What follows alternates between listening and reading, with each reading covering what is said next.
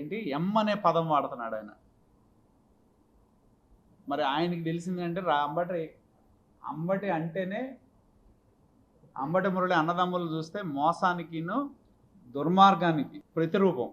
వాళ్ళిద్దరు అన్నదమ్ములు, కాయిన్లో వెనక ముందు అంతే, 1 డిగ్రీ ఎక్కువ తక్కువ అని.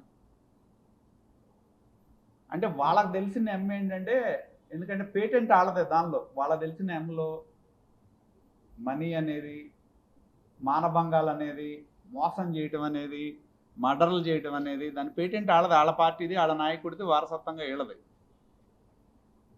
అందుకని పచ్చ కామెర్లు అడిగి పచ్చగా కనపడుద్దని వాళ్ళకి ఆ డబ్బే కనపడుద్ది ఎమ్మనంగల్ని. మా పేటెంట్ వేరు ఎమ్మకి. మాకు మానవత్వం, మంచి, మార్పు, మానవ సేవ, అది మా పేటెంట్. వాళ్ళ పేటెంట్ ఏంటి? మర్డర్లు, మానభంగాలు, మోసం చేయటం, కలెక్షన్ చేయటం, దోపిడీ చేయటం వాళ్ళ పేటెంట్.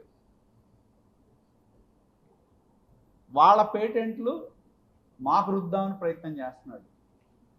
అది బరి తెగించి, ఎందుకంటే వాళ్ళని ప్రజలు మర్చిపోతున్నారు. అధికారం కోల్పోయిన తర్వాత వైకాపాని ప్రజలు మర్చిపోతున్నారు. వైకాపా ఆల్రెడీ మునిగిపోయింది.